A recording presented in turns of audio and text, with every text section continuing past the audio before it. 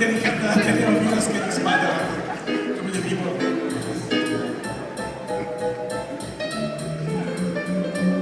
Sledčáva otázka, slyšel Richard něco, alebo neslyšel nic? Dobre, ďakujeme pekne, ďakujeme pekne.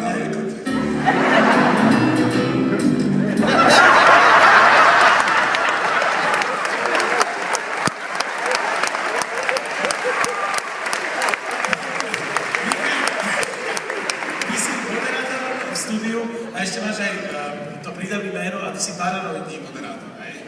Aby si to vedel pozitívne. Nech sa páči, začína sa hrať, charaktery v obálce, máme teď.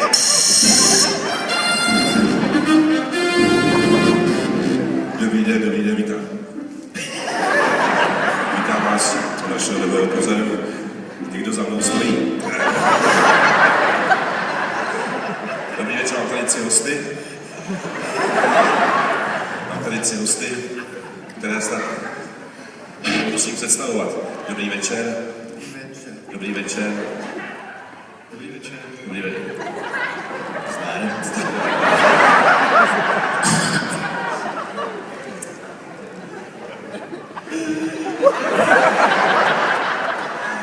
Vyměnila byste za něco svoje povolání?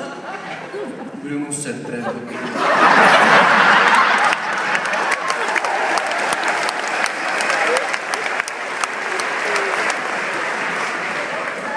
Zeptám se vás, nepracovala jste někdy v autoškole? Ne.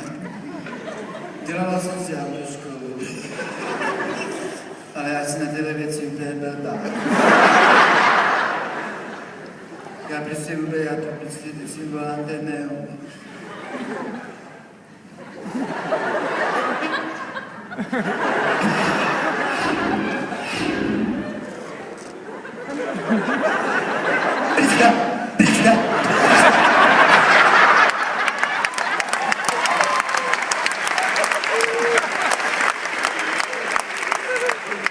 Dobrý den, zeptám se vás,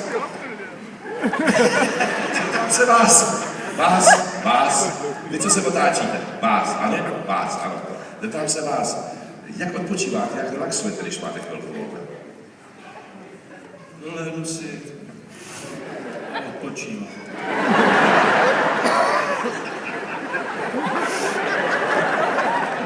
Vy nerad mluvíte? No, nepotřebuju mluvit moc. Já radši poslouchám. Jako ještě kousek. Stůj! Teď doprava. Ještě kousíček. Dobrý, no a můžeš. No pak.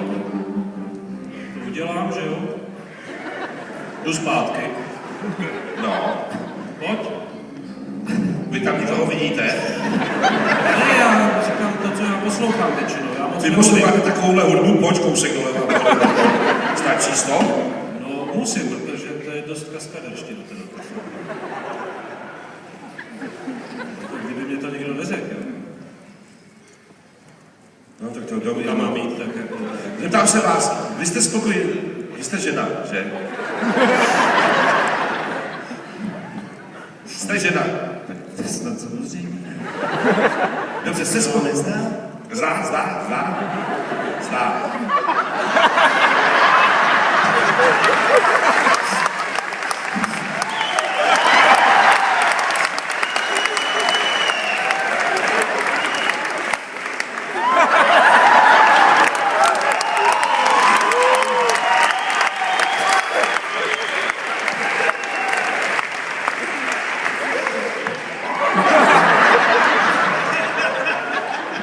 Uvažovala jste někdy o operaci prsou? No, možná to tím bude. Vy máte propelsku zama. No. Já si to mám jako zavzdušný. Vy jste zavzdušená? Zavzdušená jako bývá za... No to smrdí. Padal jsem. Můžu podívat.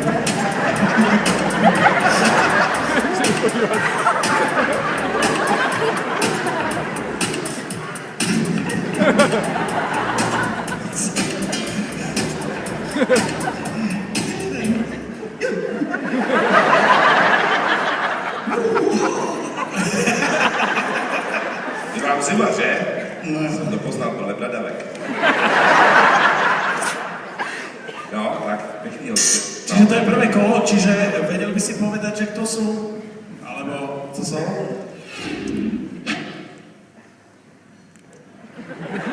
To je doktorka na urologii a blbě čumí, ale nevím, co je. To je pán, který je navigace. A tamhle ta splaďuška, to je žena lovce mamutů. Len ti poradím, že si úplne mimo. Nech sa páči. Môžeme ísť na druhé kolo, nech sa páči. Druhé kolo, ano? Vy jste smutná z něčeho, paní. Já jsem to musela dát úplně blbě, podle toho, co jste říkal. Vám se udělalo blbě? Ne, že jsem to musela dělat blbě, když jste to takhle blbě z toho uhodnul. Já na tohle nejsem prostě. Vy jste hysterická. Tak teď jo, že jo. A předtím jste nebyla. Předtím to šlo všechno v pohodě. Jak ty vole, to šlo v pohodě, vole? Nic nešlo v pohodě. Jak to šlo v pohodě, vole? Ten poslouchá muziku doleva doprava, stůj, vole. Kráva se chodí dívat na stůl, vole, co vůbec je. A ty se tady mám být na straně. Já mám být na straně.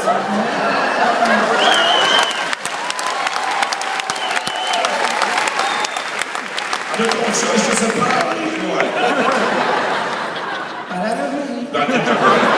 Ale já se jenom chtěla tady ještě krátká vsuvka, jenom říct, že u nás to je hrozně podobný. Běž, kousek, doleva, doprava, děti. No, taky s tou hudbou, to je prostě hrozně podobný. Vám přijde doprava doleva, stůl, kousek si couvit jako hudba? Ne, já to prostě doleva, doprava.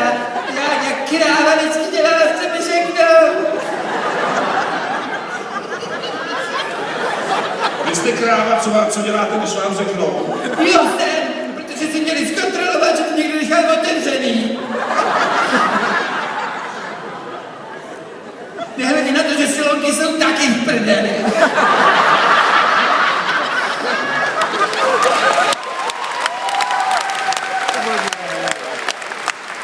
Ptám se vás, jak jsou doma? Spokojení s vámi, s vaší prací. No já když jsem mamince řekl, co chci dělat. Aha, vy jste malý teda. Vy jste malý kluk teda, jo? Ne, to už. Tak ty vole mamince, tak ty jsi svobodnej. Nechte mě domluvit. Já když jsem kdysi svý mamince řekl, co chci dělat. Takže maminka je mrtvá. Proč by měla být mrtvá? Protože jste kdysi řekl své mamince. Vy jste nic kdysi svý mamince neřekl. Já jí říkám něco furt, protože je živá. Já jí to říkám i ty. No takhle. No, pokračujte.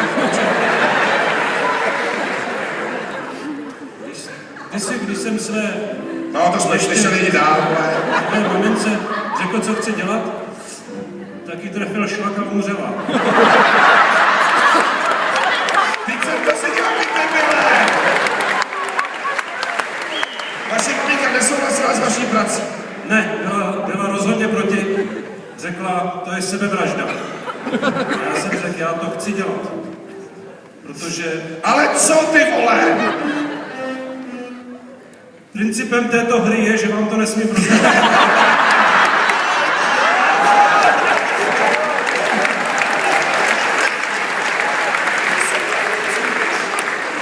Dobře, takže vy jste někdo dopíše návody, tyko na hry, jo? Já moc nepíšu. A vy nepíšete, protože neumíte, nebo se vám nechce, nebo jste úplně blbej? Nejsem blbej. Tak se vám nechce psát. Moc ne. On to potom většinou nikdo nepřečte.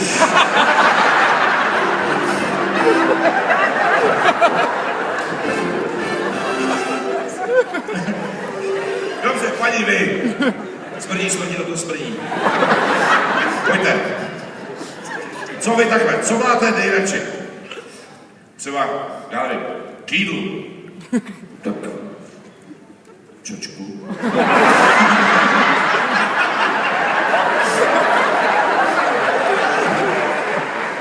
Asi bych ji měla vysadit. Jako tady, jako ona říkala, že ty jsi říkala, že máš v prdeli silonky, jo, tak já mám v prdeli korek.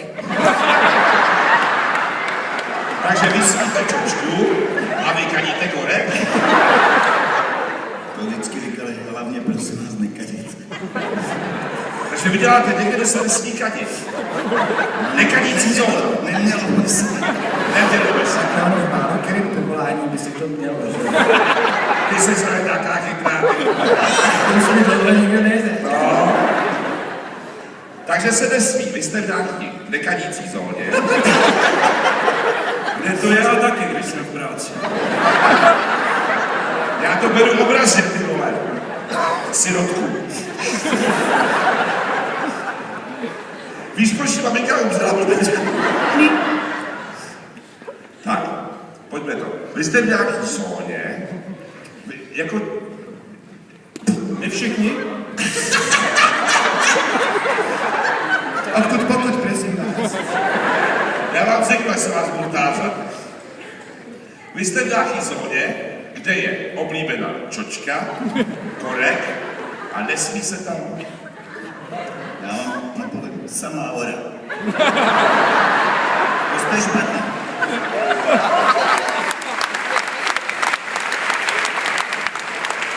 A jedno, vám musím říct, jednou jsem se rozbila hlavu ve sprše, že nemáme lanu. Čiže si bližšie, z výrazu tvojej tváře nemám ten pocit. Já tady mám ve studiu jako hosty paní, která doma nemá vanu. Má ráda čočku, ty vole, roznou mám poznat, kdo to je.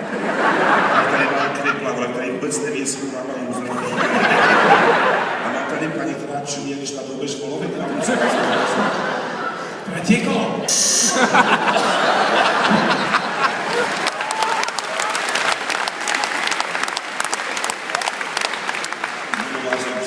Až se ozve 98. Tak paní, pojďte vy, pojďte vy. Ano? Kolegyně říká, já jsem si jednou rozbila hlavu o palác Šáha Achmeda. Byl z Legavole nebo? S polispidem.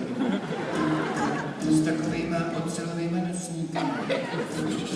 Já jsem právě asi to blbě vypočul. Vy jste architekt. Tak to byla teda pochvala. Já jsem schopná maximálně si naplánovat, kudy půjdu. A pak to někdo povede. Přece si jebla o ten palác toho Šáha Achmeda. To mě vyhodilo, udělala jsem prostě o 2 kroky víc. A teď jsem prostě udělala, že jo, prostě jako tak jako točím jako normálně, že jo, fixuju bod, že jo, prostě točím. Jinak si to asi prostě zvrtlo. A najednou vidím tady piškoty, že jo? Baletka!